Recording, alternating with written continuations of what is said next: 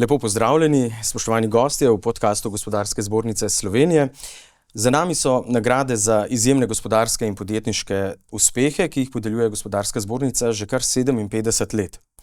No in letošnji nagrajenci so direktorica podjetja Siemens Slovenija, gospa Medeja Lončar, generalni direktor Steklarne Hrastnik, magister Peter Čas, generalni direktor in predsednik kolegija direktorjev skupine Perutnina Ptuj, gospod Enver Šišić, direktorica podjetja Medius, gospa Estera Brajak in generalni direktor podjetja iVent, Milan Kuster. In v veliko veselje mi je, da lahko danes gostim vsaj dva od vseh 5 letošnjih nagrajencev. Z mano sta direktorica podjetja Siemens, gospa Medeja Lončar in generalni direktor skupine Perutnina Ptuj, gospod Šišić. Lepo pozdravljena oba v našem studiu. Najprej iskrene čestitke. Gre za pomembno priznanje za vajino življenjsko delo na področju gospodarstva. Pa vaju ne bom vprašal tistega klasičnega vprašanja, kaj vam ta nagrada pomeni. Ampak raje, kaj za začetek, kaj za vaju pomeni pravzaprav uspeh? Je takšna nagrada nek uspeh oziroma dokaz, da sta uspela na svojih področjih? Gospa Lončar, morda dava najprej besedo vam. Vsekakor potrditev neke vrste in sem hvaležna za to, da tudi drugi opazijo to naše delo. Tako da hvaležna za to je. Mislim, da je gospa Lončar zelo v redu odgovorila na to vprašanje. Če pa neko okolje, znotraj katerega delujemo, poskušamo realizirati neke zgodbe znotraj kroga, v katerem delujemo, in če je to priznano in na nek način se tudi nagradi, potem seveda je to neka notranja satisfakcija in izpolnitev, da tudi drugi poznajo oziroma priznajo tisto, kar počneš znotraj, bi rekel, svoje sfere delovanja. In neka potrditev verjetno tudi za naprej, ne? Ja. Seveda. Gospa Lončar, če začneva morda z vami, z vašo kariero in potem nadaljujeva še midva, gospod Šišić. Za vami je 36 let kariere v različnih podjetjih. Uspešno ste vodili tako strateški razvoj, pa prodajo, marketing, ter upravljali spremembe v različnih organizacijah. Danes ste direktorica podjetja Siemens Slovenija, pokrivate tudi Hrvaško in Srbijo. Pod vašim vodstvom je podjetje postalo sinonim za rast, inovativnost, za konkurenčnost. Siemens ste prevzeli pred 22 leti. Kako se spomnite tistih vaših prvih začetkov? Vstopili ste kar v zahtevne čevlje, če tako rečem, v nek moški svet, ne?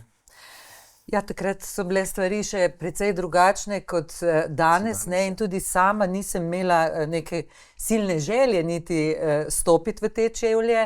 Potem, ko se je prijavil za to funkcijo, stari direktor je odšel, razpisali so funkcijo, iskali so v bistvu njegove naslednike, se je en moj kolega prijavil, sem rekla, in mene so tudi nekje pozvali in sem rekla, če lahko pa on, pa lahko mogoče tudi jaz. Tako da mi je to bil bolj, celo naredila sem obema prezentacije.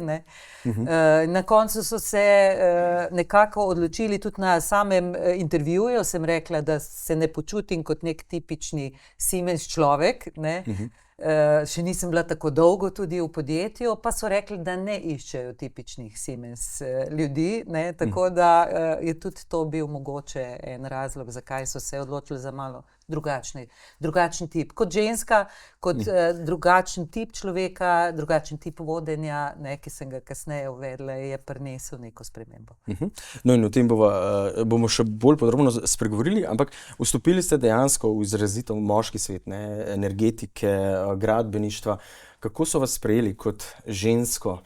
Sami ste rekli, že takrat so vas ocenili kot netipično, ampak so si to želeli. Mogoče jaz sem včasih ta svet imenovala tako, Men in Black, posebej dogodke, ker sem prišla včasih kot ženska, sem razmišljala, ali res ne imam tudi jaz temno obleko, da se skrijem, ne, pa sem rekla, ne, bom vseeno pokazala, da sem ženska, rada sem tudi z vsemi ostalimi, tudi da sem prišla v, ne vem, rožasti obleki, ne.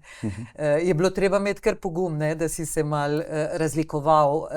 Je pa res, da ja, v Sloveniji je bilo veliko tudi žensk na vodilnih, za razliko od Avstrije, Nemčije, je bilo že takrat več žensk na vodilnih delovnih mestih, to nam je dal socializem, bi rekla tudi, ne, kar je pozitivno, ne, imeli smo tudi pogoje za to, da smo lahko delali, torej to podporno okolje, ne, ki je bilo in v družbi, in neko razumevanje, seveda, tvojega ožjega okolja, partnerja in tako naprej je bilo potrebno za to, ne. Se vam zdi, da ste se morali več dokazovati kot ženska, kot vaši moški kolegi, zgolj zaradi tega, ker ste pač ženska?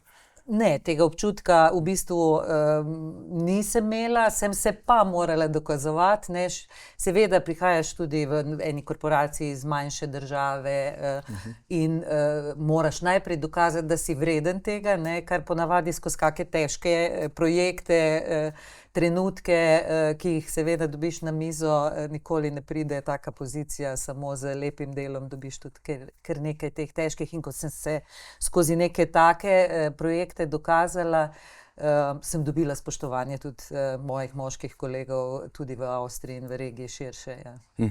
No, ko sem se pripravljal na naš pogovor, na naše srečanje, sem zasledil tudi eno zanimivo zgodbo, ne, da ste se uprli takratnemu prvemu možu zidarske panoge, ne, to je bilo kar pogumno dejanje, ne, relativno hitro po nastopu vaše, torej na tej funkciji. Kakšna je ta zgodba? Ja, mogoče je bolj specifično to, da nisem želela podpisati nekega dogovora, ki smo ga dobili kot Siemens, ne, in je bil zelo, zelo dišal na kartelni dogovor, ne. Kasneje rezultiralo v članku, čez nekaj dni se je pojavil članek v Financah, ne, prestrukturirani Siemens ne popušča niti zidarju, ki je še vedno dostopen, ne, na internetu. Tako je. Kar pomeni, da ni bilo tako običajno tudi reči, ne, čeprav zame seveda je bilo bolj pomembno, da se pozicioniram tudi kot nova v tem nekem svetu, ki je takrat funkcioniral tudi malo drugače kot danes, ali pa precej drugače kot danes. In reči ne je mogoče bilo tudi meni, ki sem delovala v tuji korporaciji, malo lažje, kot bi mi bilo, če bi bila v kakšni slovenski firmi v tistem obdobju. Kljub vsemu pa me je pozicioniralo, ne, na nek način. Takrat sem se tudi morala odločiti, kako bom delovala v nekem specifičnem okolju, ne. In to me je tudi zelo hitro doletelo, ne, tako da je bila ena taka prelomnica, bi rekla, ki jo še zdaj kdaj nekje prikažem, ali pa ko se pogovarjamo s kolegi, povem, ja, da je pač v nekem trenutku moraš tudi sebe pozicionirati, se pokazati v okolju, kako boš deloval. In potem okolje to tudi sprejme, ne, tudi jaz sem kasneje zelo dobro sodelovala, ne, s ta istimi akterji na trgu, so pa vedeli, kako pač ravnati z mano, da na malo drugačen način. In da je zavel svež veter, ne? Je, očitno, ja. Tako. Gospod Šišić, vi delujete v živilsko-predelovalni industriji, že več kot 20 let, ne. Danes vodite skupino Perutnina Ptuj, kjer ste utrdili vlogo podjetja kot vodilnega regionalnega igralca v industriji. Tudi vi ste vpeljali digitalizacijo, avtomatizacijo procesov, velik poudarek dajete na razvoju novih produktov, ne, kar je verjetno tudi v živilski branži težje morda kot v kakšni drugi. Ampak če začneva z vašo življenjsko zgodbo, ne, ta je res drugačna. Namreč prihajate iz Bihaća, v Slovenijo ste za stalno nekako, če prav razumem, prispeli leta 1992. Kako se spomnite tistega julijskega jutra leta 1992, ko ste prispeli v Ljubljano, če se ne motim, samo z telefonsko številko enega vašega prijatelja, znanca, in takrat se je začelo za vas neko povsem novo obdobje. Morda kakšno besedo o tem, preden gremo na ostale teme? Ja, ljudje se, bi rekel, najbolj pogosto spominjamo tistega, kar bi si želeli izbrisati iz spomina. Na nek način, ne. Tako da, ko se jaz spomnim tega julija in tega jutra leta 92 pravzaprav zmeraj čutim enako praznino oziroma podoživljam enako praznino, globoko žalost in na nek način občutek osamljenosti. Seveda v tem letu se je začela brutalna vojna v moji prvi domovini, Bosni in Hercegovini. In bi rekel, z božjo previdnostjo, veliko sreče in sem se nekako znašel na železniški postaji v Ljubljani za 20 mark v džepu in eno samo slovensko telefonsko številko mojega prijatelja, Ljubljančana, ki sem ga spoznal v Jugoslovanski ljudski armadi. Seveda, ljudje mislimo, da naša življenja držimo pod nadzorom, vendar pravzaprav pogosto kasneje vidimo, da naše usode determinirajo nekateri naključni dogodki, ki absolutno nimamo pod nadzorom. Jaz sem se na železniški postaji v Ljubljani ustavil zaradi tega, ker nisem imel denarja, da bi šel naprej, in zaradi tega, ker sem imel edino slovensko številko, na katero sem upal, da bom lahko poklical o primernem času, kajti jutro je bilo zelo zgodnje, mi se zdi 3. ura zjutraj. In seveda v teh dolgih urah čakanja na klic nekako mi je postalo popolnoma jasno, da več ne morem biti tisti človek od včeraj in da je popolnoma nejasno, kaj bom postal jutri. Ja, kar pretresljiva zgodba, ne, še posebej, ker je povezana z vojno in beg pred njo. Oboje je zaznamovalo, kot ste rekli, v bistvu vaše življenje. In tukaj v Sloveniji ste morali, čeprav razumem, spostaviti pravzaprav čisto novo življenje, ne? Tudi celo, če se ne motim, ste morali študirati ponovno, ne? Ja, v tem času... Kje ste našli moč, ne, za to? Poglejte, v tem času sem jaz v Bosni že bil absolvent na fakulteti za biokemijsko tehnologijo.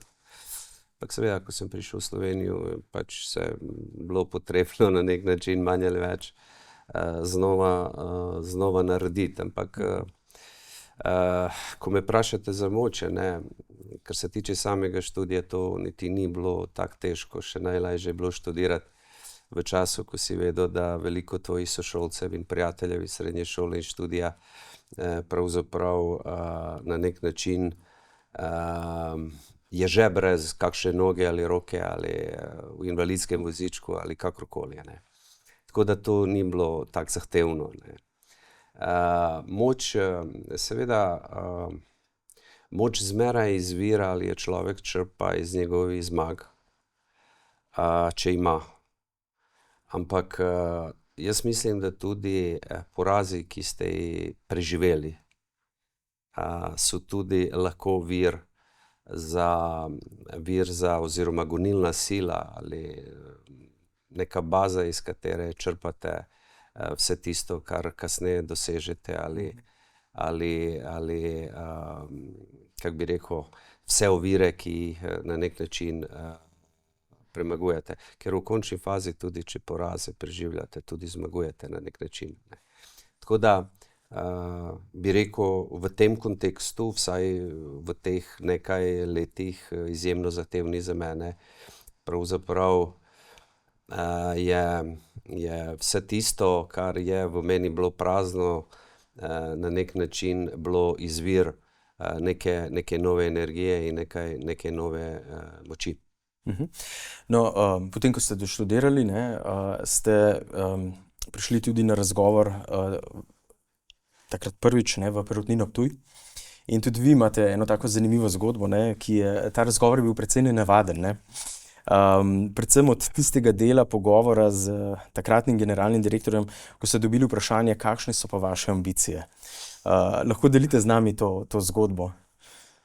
Ja, Ker je povezana pravzaprav s tem, kjer ste danes. Ja, v veliki meri, točno. Ja. Ja, zgodba je zanimiva samo v tem kontekstu, da spet govorim o tem, bi rekel to, kar sem že povedal, ne, da mislimo, da nadzorujemo naše življenja, pravzaprav naključni dogodki determinirajo. Jaz sem enega jutra, ko sem končal fakulteto in v tem času sem seveda iskal službo in v teh časih ni bilo enostavno dobiti službo. Ne. Slovenska industrija, sploh gospodarstvo je bilo v neki drugi, bi rekel, kondiciji in tako naprej. In sem slučajno kupil oglasnik, jaz sem slučajno videl, da v Perutnini Ptuj iščejo tehnologa in bi rekel, že odhod v Ptuj je za mene bil strošek iz Ljubljane. Ne. Ampak sem se odločil, da pač grem na ta razgovor, čeprav nisem imel nobenega pričakovanja in absolutno sem mislil, da je to zapravljen denar. Ne. Ampak ko sem prišel v pisarno predsednika uprave, bi rekel takratnega predsednika uprave Perutnine Ptuj, smo imeli pač neki pogovor. Predsednik uprave je zmeraj želel osebno intervjuirati visoko izobražene kadre, ki prihajajo v podjetje. In seveda me je vprašal mogoče za njega popolnoma normalno in logično vprašanje, ki bi mogoče, če bi vprašal kakšnega drugega kandidata, bilo res normalno in logično, v kontekstu, kakšne so pa vaše ambicije, kakšne ambicije ne bi imel človek, ki vsak dan komaj preživlja in si želi samo delati in priti do kakšne, ne vem, neke službe, ki bi mu omogočila neke osnovne življenjske potrebe, ne. To pomeni, takrat ne govorimo o ambicijah, takrat govorimo o neki drugi motivaciji, to je preživetje, ne. In seveda meni se je to vprašanje bilo skrajno čudno, celo malo provokativno. In moj odgovor je seveda bil tudi na nek način intuitiven, mogoče tudi delno prekrit z neko jezo ali nekaj v tem kontekstu. In je bil, da si želim biti tu v njegovi fotelji, ne, da so to moje ambicije, da si to želim. Pravzaprav v tem momentu mi je to bil edini intuitiven odgovor. Kaj si želim? Če si že nekaj želim, želim si to, ne? In kakšen je bil potem odziv? Predsednik uprave Perutnine Ptuj, dr. Glaser, v tem času je bil izjemno razgledan človek, ne, izjemno inteligenten človek. Mislim, da je on prepoznal to, kako bi rekel, na pravilen način vse tisto, o čem smo se v tem času pogovarjali, in mislim, da v končni fazi ta odgovor je bil moja vstopnica v Perutnino Ptuj. Kaj vaju je navdihnilo, da sta vstopila v svet vodenja in menedžmenta? Je bil to samo slučaj ali sta dlje časa si želela stopiti v te čevlje in prevzeti več odgovornosti, voditi seveda na drugačen način, ne? Kaj je bilo tisto, kar je bila tista iskrica, kar vaju je gnalo? Mene nikoli ni v bistvu gnalo to želja biti vodilna. Nasprotno, po svojem je bilo okej biti v tej neki drugi ligi, že to, da lahko odločaš o nekih stvareh, da lahko kreiraš stvari tako, kot si ti misliš, da je, ne, bolj ta vidik mi je bil, bi rekla, neko vodilo, in dejansko je bil potem, kot sem že prej omenila, bolj slučaj, da so izbrali mene, da sem zelo sproščeno šla tudi na to, bi rekla, ko sem prvič stopila v čevlje direktorice, ne, saj prej sem že bila na vodilnih delovnih mestih, že pri 33 letih v upravi Kovinotehne, ne, torej pa na različnih vodilnih delovnih mestih. Vedno so me našli drugi, nisem se sama pretirano, mi to ni bil nikoli cilj biti vodja. Ampak je nekje naravno, so se našli takrat neki moji mentori, sponzorji, kot bi danes rekli, ne, ki so me opazili in tako, in so rekli, okej, ti pa bi lahko zdaj vodila tole, ker imaš to neka odgovornost, neka, bi rekla, želja po rasti, po razvoju. To je bilo tisto, kar je bilo bolj, bi rekla, zame motivacija, ne? Ja. Aha, gospod Šišić, pri vas? V kontekstu? Torej, kaj vas je navdihnilo, da ste stopili v te čevlje predsednika uprave tako velike skupine in ne nazadnje pač predvsem v vodstvene menedžerske čevlje, ne? Poglejte, človeka lahko navdihne nekaj, kar dobro pozna. Jaz ne verjamem v to zgodbo, ko danes poslušam, pa nekdo reče, veš, mene Elon Musk navdihuje. Kako te lahko navdihuje nekdo, ki ga sploh ne poznaš, ne? Tako da tudi, če govorimo o managementu in vodenju, ne, in navdihu, ne, pa jaz nisem imel pojma, kaj to pomeni. To pomeni v tem času, ko sem začel svojo kariero, pravzaprav me ni to navdihovalo, ne.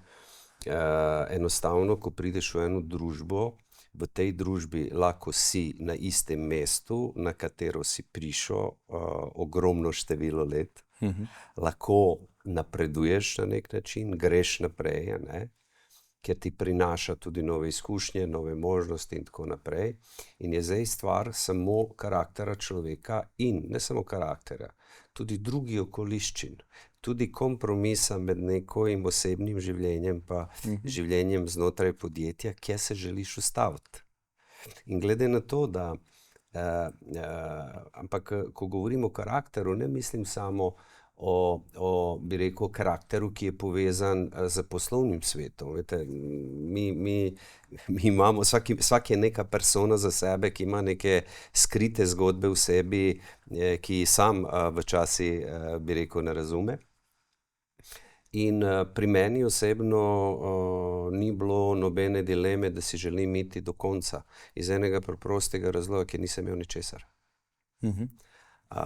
In če sem hotel nekaj narediti in sem bil 10 let, najmanj 10 do 15 let, za svojo generacijo v Sloveniji, ki ni izgubila 10 ali 15 let v tavanju in to pomeni, da v tem času je odločitev bila enostavna. Če sem že tu, bom naredil vse, kar je potrebno in vse, kar lahko, da dosežem maksimalno mogoče. To je bil moj navdih. Kaj dejansko pa pomeni management, vodenje, interakcije z ljudmi, poslovno okolje na high levelu in tako naprej, to šele, kaj izveš, ko si v teh čevljih. Ja. Danes se veliko govori o voditeljstvu, ampak na drugačen način morda kot nekoč, saj zdi se mi, pa bosta povedala vidva, ampak predvsem v smislu služenja ekipi in da ekipi, ki jo imaš možnost tudi izbirati, formirati, omogočaš najboljše pogoje, da lahko pridejo do nekih rezultatov in da se nenazadnje tudi oni sami izpolnijo. Kakšen je po vašem mnenju danes sodoben vodja? Sta v svoji karieri opažata neke spremembe pri načinu vodenja, nenazadnje, za vama so desetletja vodenja, ne? Jaz lahko rečem, da sem v bistvu, ko sem prevzela vodenje Siemensa leto zatem, je takrat Hills International naredil eno analizo voditeljskih stilov, vodstvenih stilov, ne vem, okrog 10 slovenskih direktorjev so nas prosili, če lahko preanalizirajo naše vodstvene stile, in da bodo potem objavili. In ko so dali rezultat testiranja zame, sem bila opisana kot podpirajoča. V tistem obdobju je to delovalo tako nenavadno, tudi meni osebno, da sem rekla, ok, a je kaj narobe z mano, a mogoče jaz sploh nisem primerna za direktorico, ker je mogoče ta stil, ki je danes bolj aktualen pri meni, že takrat bil prevladujoč stil vodenja, in ki je bil tako diametralno nasproten vodenju mojega predhodnika, da so nekateri moji kolegi imeli s tem kar težave, ker sem vodila na čisto drugačen način, ampak mislim, da je zelo pomembno, da si v tem svojem stilu nekje avtentičen in da je to tisto, kar takrat so prevladovali, mogoče še malo bolj hierarhični stili, saj so se stvari začele menjavati, Je pa vedno bolj prihajamo do tega, da moraš biti nekje avtentičen, da se moraš razviti svoje stile okrog svojih močnih plati, in pač dopolnjevati sebe z drugimi, potem tudi sodelavci, s timom. Tako da slučajno sem pač mogoče tak tip, ki sem bolj primerna za zdajšnje čase kot za tiste takrat, da mi je mogoče takrat bilo težje. Omenili ste avtentičnost, da je zelo pomembna pri vodenju. Gospod Čišič, kaj se vam zdi pomembno za vodjo danes? Poglejte, ogromno je različnih pristopov, ogromno je različnih šol, interpretacij, kaj naj bi je. taj service leadership, o katerem govorimo, je neka najnovejša, bi rekel, zgodba. Ne? Čeprav jaz ne verjamem v njo veliko, ne? Mislim, ne verjamem v njo veliko. Ne?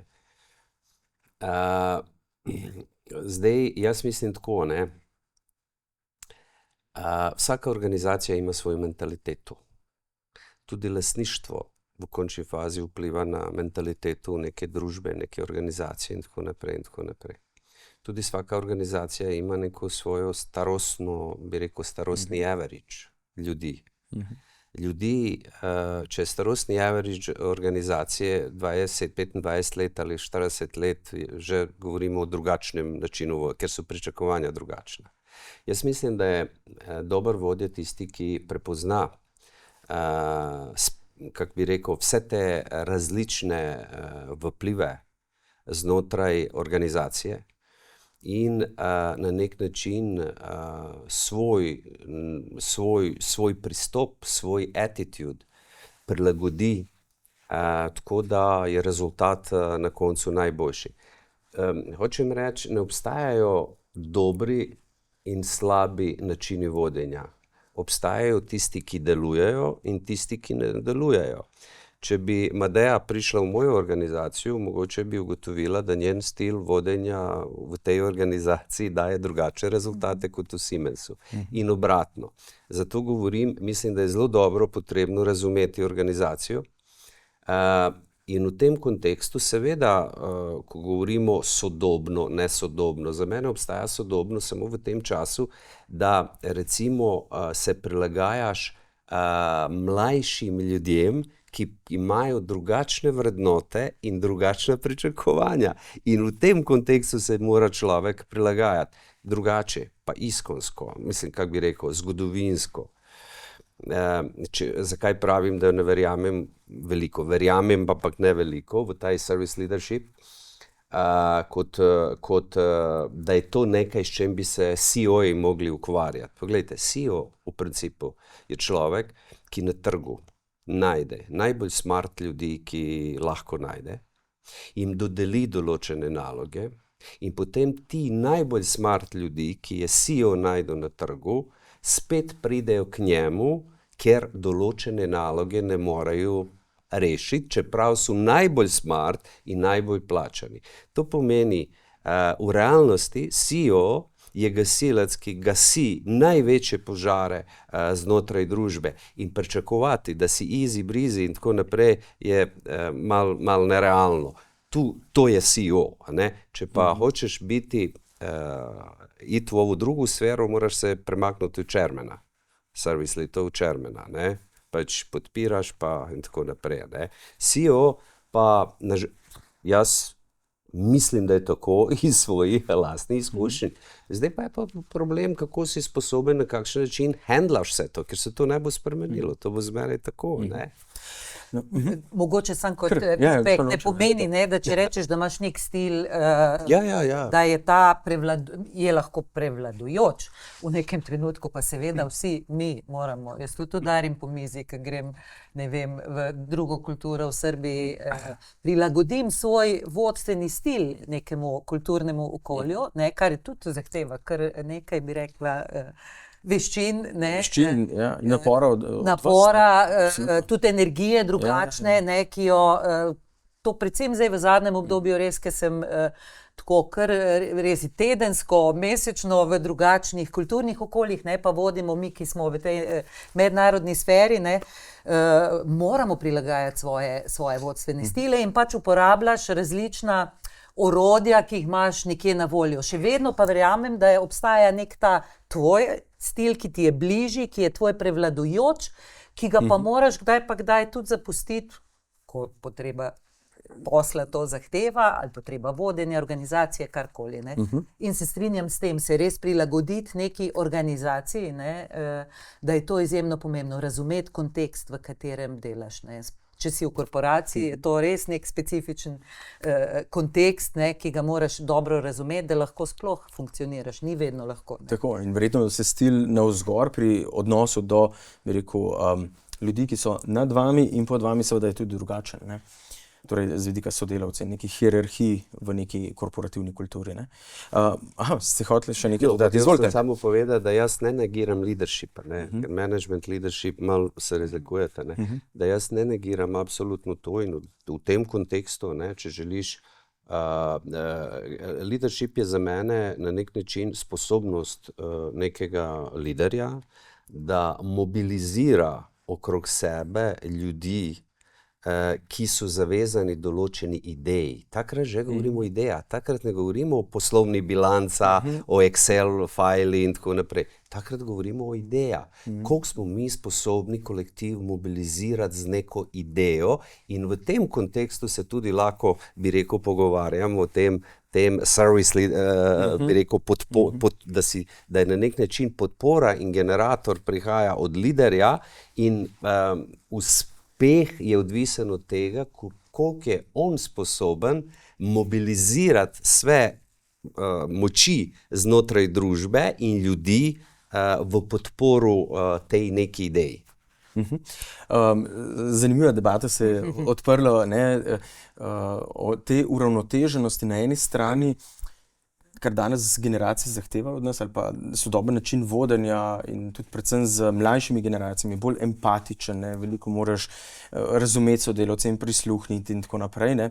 Po drugi strani, bom rekel, bolj na mehak način z njimi delati, a po drugi strani rabiš tudi odločnost v določenih trenutkih, treba se odločati, sploh na teh vajnih položajih.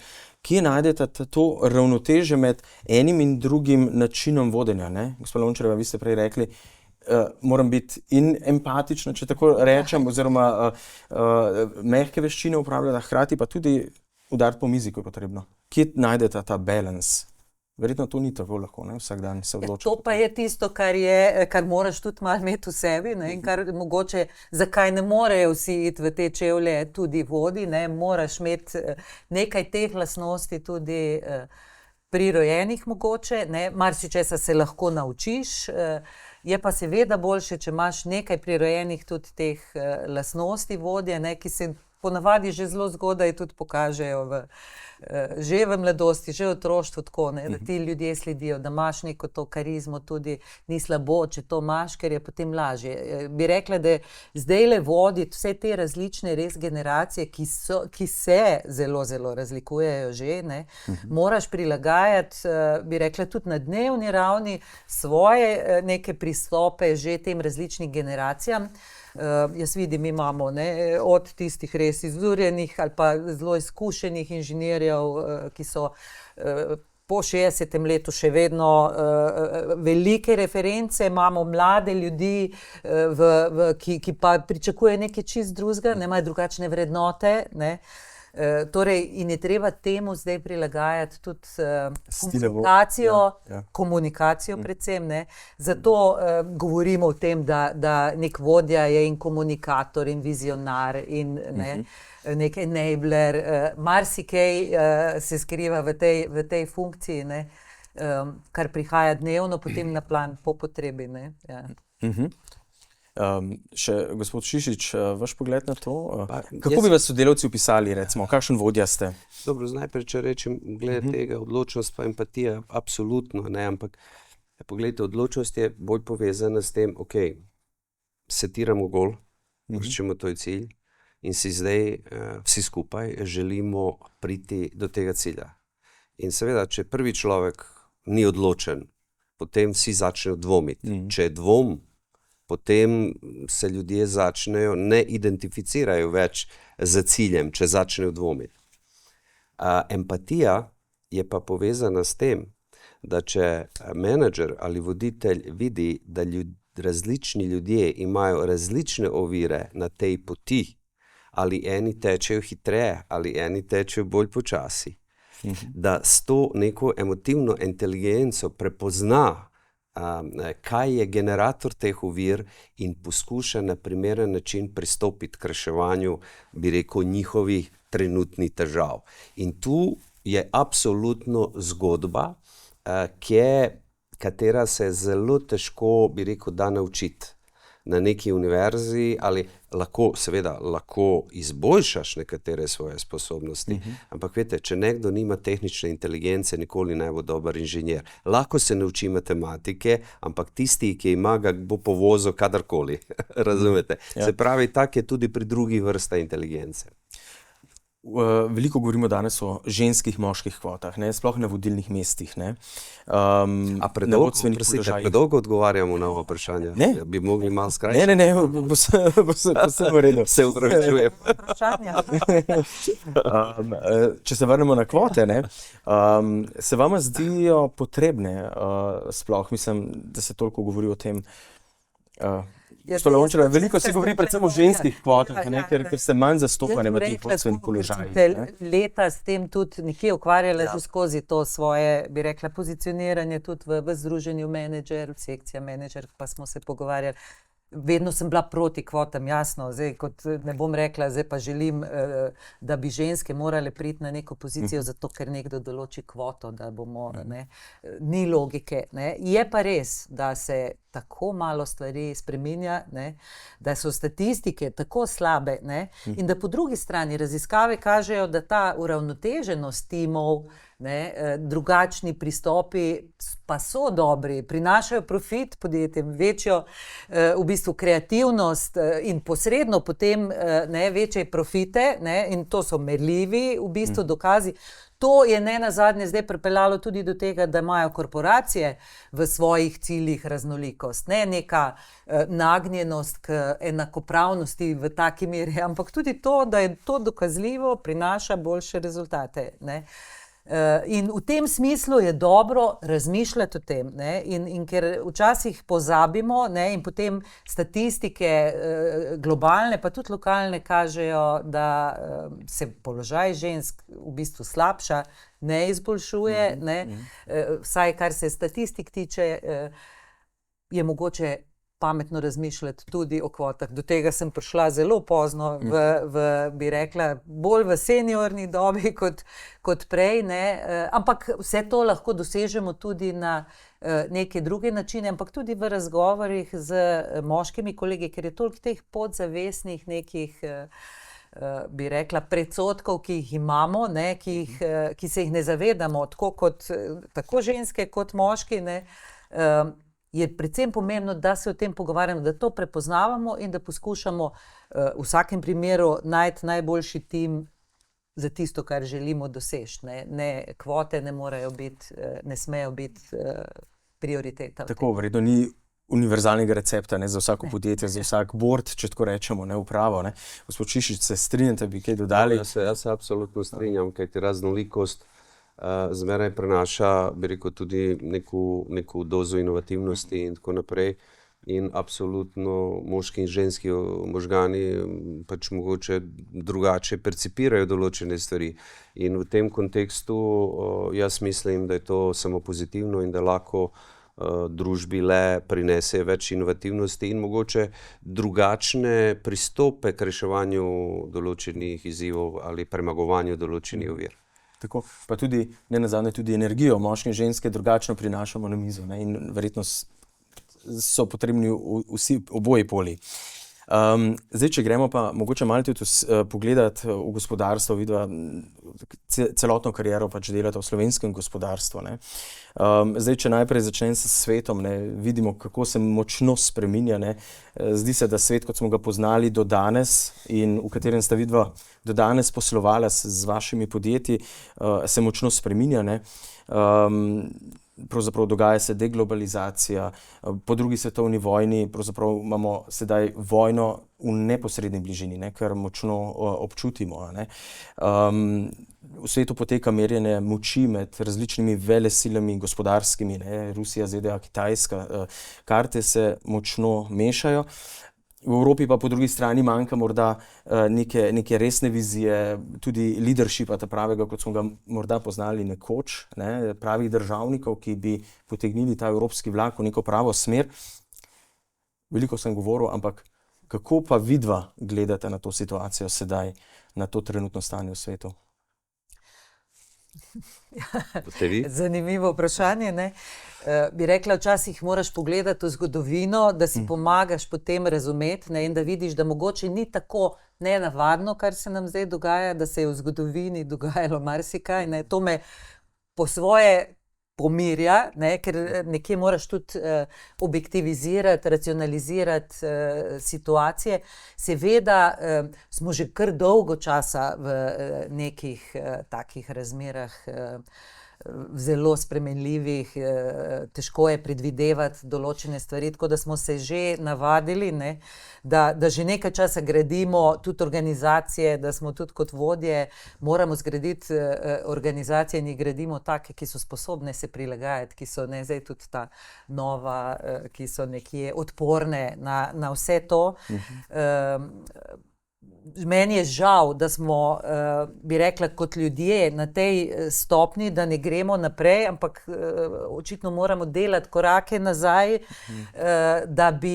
da se ta ego princip, ne, meni bi bilo veliko ljubše, da bi verjamemo v povezovanje, v ekosisteme, v neko rast, ki bi jo lahko dosegli na čisto drugačne načine, ampak očitno je v človeški psihologiji, ne, so neki drugi vzvodi v sistemu, v katerem živimo, prevladujejo čisto drugačni vzvodi, ne, zato nas zdajle tudi kot Evropo ti drugačni pristopi Amerike so vrgli mali stir, ampak mogoče nam bodo pomagali prebroditi ali pa sprejemati neke drugačne rešitve in odločitve, kot smo jih v preteklosti, in mogoče je res konec tega načina, te velike tudi birokratizacije Evrope, ker zelo hitro se ta zavest, da je ta birokratizacija, ki smo jo zgradili v Evropi, velika ovira za tako posamezne države, ne, tudi Nemci zdaj to postavljajo kot eno od svojih največjih ovir, ja, in prioritet, debirokratizacijo, ne. Mogoče nas bo zbudilo, je wake up call, ne, in bomo morali zelo hitro odreagirati in razmisliti, ponovno definirati ta naš smisel evropskega povezovanja, ne, ki pa postaja vse bolj očitno. Zagotovo Evropska unija je, bi rekli, je prišla v neko krizo, ne? Krizo identitete, kot ste rekli, ne? Ampak je pa to tudi priložnost. Zdaj samo vprašanje, ali bomo znali izkoristiti, ne? Ampak če gre zdaj morda pa na Slovenijo, ne? Mogoče samo, če mi dovolite še eno stvar, sem pozabil povedati, prostite. Ne, izvolite. Govorite o krizi identitete. Jaz mislim, da ni to zgodba. Da je zgodba ena čisto druga stvar. Kaj Evropa danes lahko ponudi Ameriki ali svetu? Ima ljudske potencijale? Je nima. Ima redke minerale? Je nima. Kaj Evropa pravzaprav danes v globalnem kontekstu, ko postaja stara dama, penzionerjev, brez ljudskega potencijala, brez nekih, bi rekel, enormnih bogatstev skriti v, kako bi rekel, kaj Evropa danes lahko ponudi? Tehnološka superiornost več ni v Evropi in tako naprej. Tako da v tem kontekstu mogoče je tudi treba gledati zdaj spremenjen odnos do Evrope. Če mi nič ne moraš ponuditi, več nisi zanimiv za mene. Mogoče zdaj moj odnos bo bolj usmerjen nekom, ki mi lahko nekaj ponudi, ne? In v smislu tega, o čem sem govoril, ali ljudskih potencialov, ali nekih stvari, ki so pomembne za razvoj in odločilne za, kako bi rekel, prihodnji razvoj industrije, tehnologije ali česarkoli. Jaz kot stara dama mogoče lahko rečem, da je treba res razmisliti, kaj lahko ponudiš. Se tudi ukvarjam s tem, ne, kaj ne vem, zdaj lahko še prispevam v družbo, v gospodarstvo, tako. In je treba iz tega stališča začeti razmišljati tudi, ne. Tako, ja. Objektivizirati svojo, bi rekla, neko. Tako, in če se vprašamo, ne, tudi kaj Evropa je, ne, Evropa smo dejansko države članice, je vsak od nas in je to, mislim, da je en tak lep zaključek, ne, pravzaprav se moramo tudi vprašati, kaj lahko mi damo Evropi, kaj lahko Slovenija da Evropi, ne, in tako vsaka država, ne.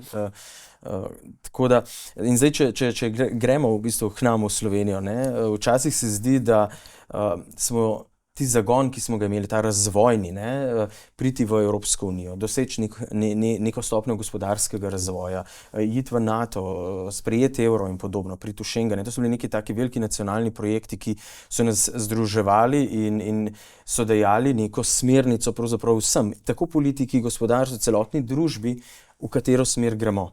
In kako vidva zdaj vidita Slovenijo v trenutnem stanju, kje smo?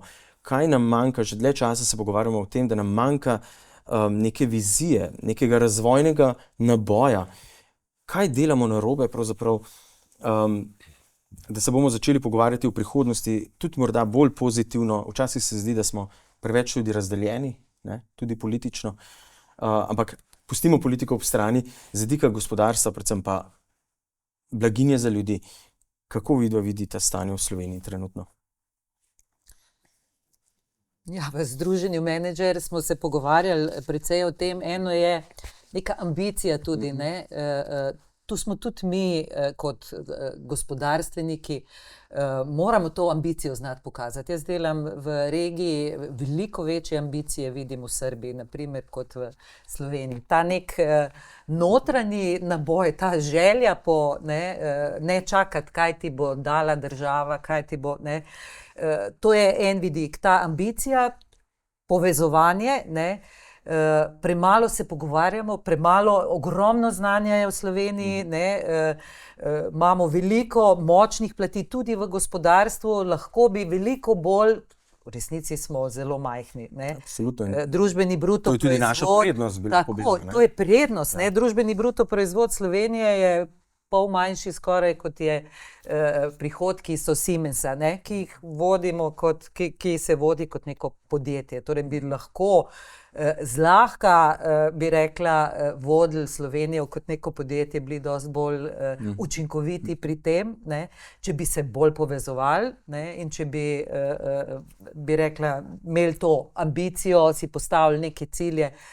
Pa ne želim reči, da moramo voditi zdaj državo kot podjetje, ne, da je profitni motiv še daleč od tega, ampak načini vodenja povezovanja pa ne bi smeli biti pretežki, ker smo mali, ne. To je seveda naša, da smo majhen trg, je naša šibkejši del, ne, da pa smo fleksibilni. Jaz kot direktorica malega podjetja v okviru korporacije se vsakodnevno srečujem s tem izzivom, ne, in mogoče pač imam to malo bolj pred sabo, ker moram pozicionirati svoje 3 majhna podjetja v okviru Siemensa, ne, zakaj je pametno, da nas imajo, kaj lahko mi ponudimo, ne, korporaciji, tako da se s tem ogromno fleksibilnosti, znanja. Mi smo marsikdaj naprej z organizacijo, s pristopi na trgu, ne, se zgodi, da nekaj mi že nekaj let počnemo, šele kasneje Siemens potem, zdaj bomo šli pa na tak način na trg. In jaz rečem, to že mi delamo nekaj let, mi nismo mogli drugače, ker je naš trg pač manjši,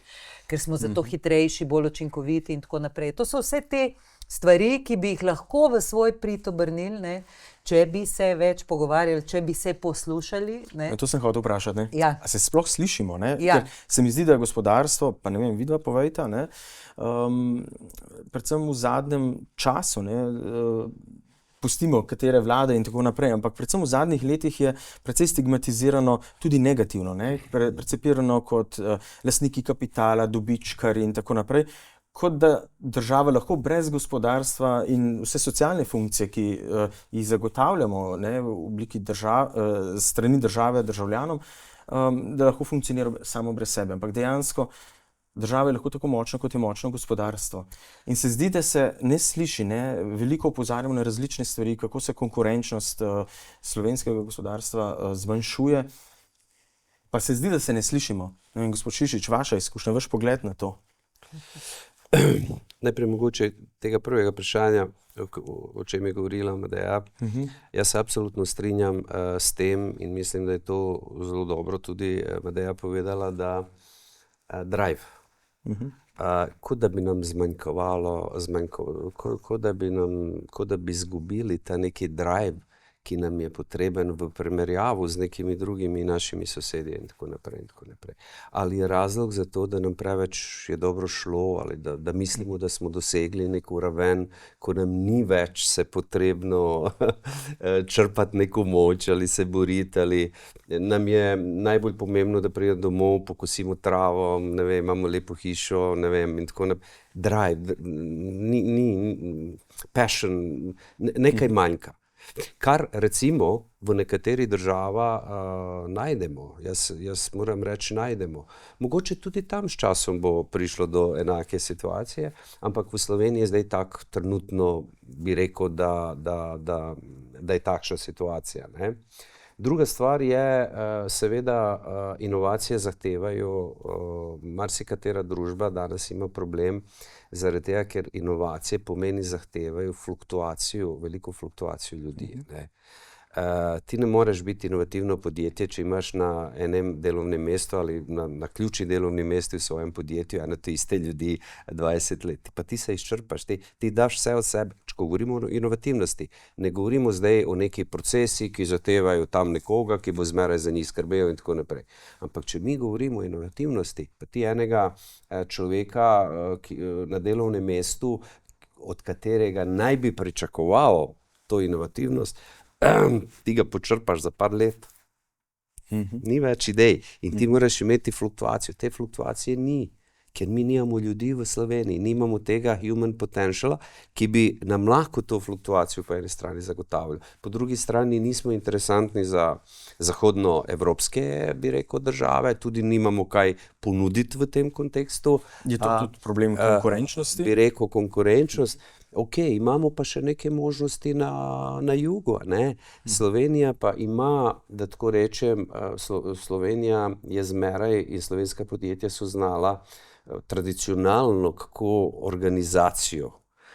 organizacijsko stvari postaviti, ne. Ampak kreativnost tudi je odvisna od tega, bi rekel, kje si rastel, kako si odgajan.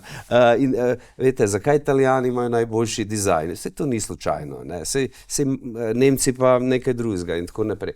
Tako da ta miks, ta raznolikost in tako naprej. In seveda mislim, da Sloveniji manjka, v Sloveniji imamo ogromno primerov, fantastičnih produktov, ki smo jih v tej relativno majhni državi naredili, producirali, dali na evropske svetovne trge in tako naprej, če pogledamo Krapoviča, če pogledamo marsikoga drugega, ne. In seveda, definitivno rabimo več takšnih podjetij, ki bodo imela produkte, ki bodo tržili končnemu porabniku, ne lomposli. Lomposli so zavajajoča zgodba, ne.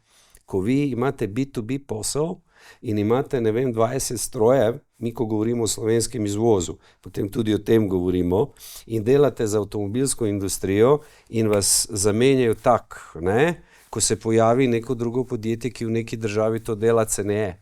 To ni zgodba o našem uspehu, ne. Mi rabimo več produktov, ki tržimo končnem potrošniku, pod določenim imenom, z določeno namembnostjo in tako naprej. Tu bi mogoče samo dodala, da jaz vidim tudi v B2B, ker pač delam v tem poslu, ne, seveda moraš biti na drugačen način vključen v te dobavne verige, ne, in biti razvojna komponenta teh, kar tudi avtomobilska industrija omogoča. Marsikdaj pa slovenske firme nismo v tej stopnji, smo zgolj dobavitelj, ne pa njihov razvojni partner, ne. Se da tudi v B2B-ju dosegati preboje, marsikje dosegamo, ne. In če vaju vprašam, naprimer, za 3 ključne zadeve, ki jih vidite, da bi bile potrebne, da jih spremenimo kot država za področje gospodarstva, da bi bili bolj konkurenčni, kaj bi svetovala? Jaz mislim, da, poglejte, politika se razlikuje od politike. Ena politika se razlikuje od druge politike, katere teme forsira. Se strinjate? Se pravi, tu se politike razlikujejo. Politiki v principu se razlikujejo po tem, ali politike se razlikujejo po tem. Mi rečemo leva, desna, ne, se razlikujejo, katere teme forsira. Jaz bi rekel, da bi mi rabili politiko, katera bi čim manj forsirala določene neproduktivne teme, katere so pase, ki se ukvarjajo z nekimi preteklimi dogodki, irreverzibilnimi, ki ne vem, kak bi to imenoval. In se več ukvarja s tem, kaj je potrebno gospodarskim subjektom, ki so generator in motor, bi rekel, napredka, socialne blaginje, nekega vsesplošnega zadovoljstva državljanov in tako naprej. In če se na ta del osredotočamo... Tega je premalo. Ja. Jaz mislim, da je tega premalo. Ja. Resnično premalo. Kot da se politika ne bi zavedala, poglejte, ne govorim zdaj generalno, zmeraj so taki posamezniki, ki to razumejo, da pravzaprav so oni taj service leadership, da bi oni mogli biti zagotavljati pogoje, ne za dobro delo gospodarstva in podjetja. Ampak to se vam povem, da tu jaz osebno nimam najboljši izkušenj. Če vaju vprašam, kaj bi morali narediti za nek preboj v gospodarstvu, za večjo konkurenčnost slovenskega gospodarstva? Če strnemo v 3 točke, ki bi jih videla svetovala.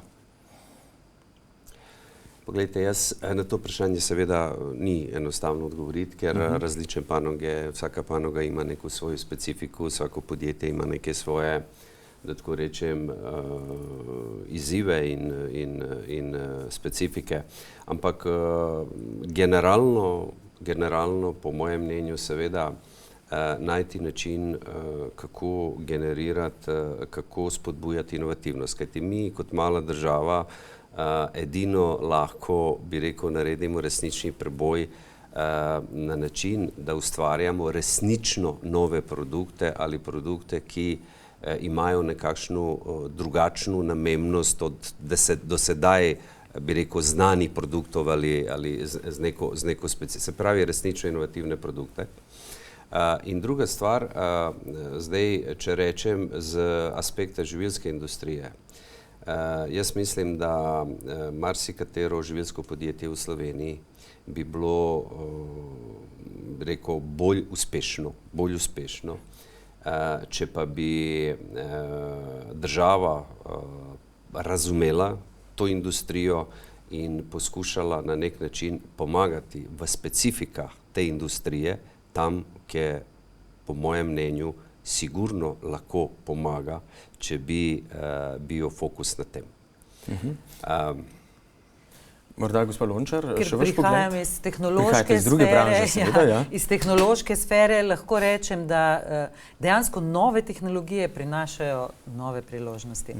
In da je res treba definirati mogoče tista področja, kamor kot Slovenija, kjer želimo povečati to inovativnost, s tem se strinjam, povečati inovativnost z tudi vlaganjem na določena področja, dosti bolj premišljeno, to zahteva več res razgovorov, koordinacije, deljenja znanja, ki ga imamo, manj birokratizacije. Zdaj sem že skoraj v tem tonu, kot nemško gospodarstvo trenutno svetuje svojim novim politikom, kaj naj naredijo, usedeli so se skupaj, tudi naš šef CEO Siemensa, Mercedesa pa Deutsche Bank in naredili 10 točk, kam se naj politika koncentrira. Mislim, da če pripišemo tisto, pa potem za našo specifično razumevanje prilagodimo, v zelo podobni situaciji smo trenutno kot Nemčija.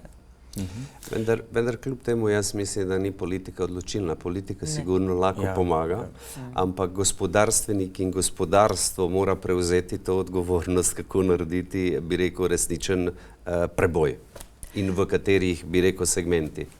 So pa ljudje tisti, ki so naša, v bistvu, ta dodana vrednost, ta naša fleksibilnost, da smo kljub vsemu malo drugačni, da imamo ta nek malo tega balkanskega, mešanice balkanskega pa germanskega. To je zelo dober material in to mi izkoriščamo tudi v korporaciji, kot lokalne firme. Zanimivo. Zdaj, prevešamo se počasi proti koncu našega pogovora, pa vendarle vsi smo samo ljudje, tudi vidva, ko zapustite službo. V navajnih položajih seveda je veliko stresa, veliko je potrebnih hitrih odločitev in tako naprej. Kje, na kakšen način vidva najdete nek tisti svoj notranji mir in vir sprostitve, mogoče gospod Šišič? Majhne stvari. Kako? V zelo drobnih stvarih. Zelo drobnih stvarih. Gospa Lončarjeva, vi? V stvarih, ki so zelo drugačne od tega, kar počnem v službi. Ne. To pa je na primer?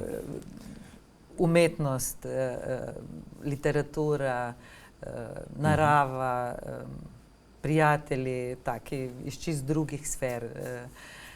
To je tisto, kar me zresetira, bi rekla. In ta reset, ki ga rabim za to, da se umaknem od tega poslovnega sveta v en drug svet, ne, in da berem energijo. Bi se, če bi imela možnost pogledati, ko pogledate na prehojeno pot, bi se kdaj odločila drugače v kakšni situaciji? Če pogledam na prehojeno pot, katero sem prehodil, verjetno na tej poti bi večino stvari naredil enako, razen tega, da bi mogoče več priložnosti dal določenim ljudem, ki jim nisem. Če bi hodil po tej poti. Ampak, če bi lahko stvari vrnil nazaj, jaz ne bi hodil po tej poti. Gospa Lončarjeva? Jaz sem se tudi naučila nekako živeti s tistimi odločitvami, ne, ki si jih v življenju sprejel, in s tem moraš biti nekje se pomiriti, ne, ker to ti tudi daje neko zadovoljstvo. Je pa res, da me prešine kdaj, kako bi bilo, če bi se odločila za neko čisto drugo pot. Ne. In je kar nekaj poti, ki bi jih videla zase, ne, če bi se lahko vrnila na tisto začetno točko. Ampak mi pa tudi ni žal za to, ne, ker poskušaš narediti nekaj, da si sam s sabo pomirjen. Videla sta že oba v drugi polovici vajine kariere. Ne bom rekel, da ste na vrhu, ker verjetno se da še višje. Kakšne imata karierne cilje? Kaj bi si želela morda še uspeti po vsem tem, kar sta že naredila pravzaprav? Gospod Šišič. Poglejte, kako bi rekel, uspehe tudi lahko klasificiramo na različne načine. Ne? Recimo tisto, kar je uspeh, ne, pa pomeni samo meni in moji družini, jaz bi rekel, ni največji človekov uspeha. Ne? Tisto, kar bi si jaz želel do konca svoje kariere, ne? Da bi imel takšen uspeh, ki bi imel neki pomen tudi za več ljudi, ne? Ali za neko široko skupino ljudi, v najmanjšo roko mojih delavcev in sodelavcev. In jaz osebno kot svoj največji uspeh bom štel to, če me moji delavci bojo zapomnili potem, da sem pomembno vplival na standard njihovih življenj njihovih družin in njihovih otrok. Kajti kot predsedniki uprave oziroma kot vodilni ljudi v podjetju imamo ogromno možnost vplivati na to, bodisi na način, da ustvarimo takšne rezultate in bilance znotraj kompanije, ki omogočajo, da bi delili več. In seveda z neko osebno preferenco in željo, da čutiš svoje zadovoljstvo skozi zadovoljstvo, bi rekel, drugih ljudi. In če mi to bo uspelo, potem to ne bo pomembno samo za mene in mojo družino, ampak bo pomembno tudi za eno bistveno večje število ljudi. In seveda to si bom štel kot neki moj življenjski uspeh, ki bo mogoče edini ostal kot neka malo bolj trajna vrednota. Kajti, veste, bilance, pozitivne bilance, koliko ste novih produktov razvili, koliko ste investicij imeli in tako naprej, To so kategorije, ki se zelo hitro, bi rekel, spreminjajo, in pozabljajo. Ta družbeni vtis, zdaj sem predvsem birokratsko to rekel, ampak gospa Lončareva. Ja, se zelo strinjam s tem, ne, da seniorni, ker si več, ti pomeni ta tudi nek vpliv, ki ga imaš, zavedaš se, da vračaš nekaj okolju tudi, ne, zato se tudi sama ukvarjam z nekaterimi projekti, ki mal presegajo zgolj ta, bi rekla, osnovni motiv podjetja, v katerem ne delujem. Predvsem bi rekla ta projekt Inženirka leta, kjer spodbujamo mlada dekleta. To ste ga vi začeli, ne? Tako, jaz sem bila danes se nismo niti dotaknili tega, pa vendarle. Pobudnica, ampak to je nekaj tistega, kar me navdaja z veseljem, tudi ko vidim, da smo ga prinesli iz Slovenije na Hrvaško, v Srbijo, ker je zelo malo stvari, kjer se tako hitro poenotimo, da pa ne rabimo konkurirati, da smo si edini, da so to stvari, ki jih lahko prenašamo tudi v tej naši regiji, ne. Ta vidik se mi zdi pomemben, pa tudi to, da bi te svoje izkušnje, ne, ki sem jih pridobila, lahko na nek učinkovit način prenesla naprej, ne, na svoje sodelavce, torej zgradila neke naslednike, da bi jim predala en velik del tega znanja, ki sem ga pridobila, ne. Po moje premalo znamo tudi to ceniti in uporabiti znanje seniornih vodij, ne. S tem bi se želela na nek način tudi ukvarjati. Kako še malo podaljšati, ne, bi rekla, življenjsko dobo potem ljudi, ki so marsikaj v življenju dosegli, pridobili veliko izkušenj, kako jih prenašati naprej pametno, to modrost. To so vse družbe tako znale, ne, in cenile ponavadi, mi pa smo kar nekako nehali ceniti to seniorno znanje, ne. Na tem bi morali delati več. In če se ne motim, ne, smo zdaj že pri 3. življenjskem obdobju, torej po vajni upokojitvi. Kaj si želite delati takrat? Gospa Lončareva, za vas sem prebral, da imate neko posebno željo, ne, da bi to znanje, izkušnje predajali mlajšim, tudi morda v kakšnem startupu, ne? Startup je bil v bistvu bolj zanimiv odgovor mojega kolega iz Izraela pred kar nekaj leti, ki se je upokojil in se reka, Ezi, kaj boš pa počel? In rekel, gremo startup. In meni je bil takem preboj,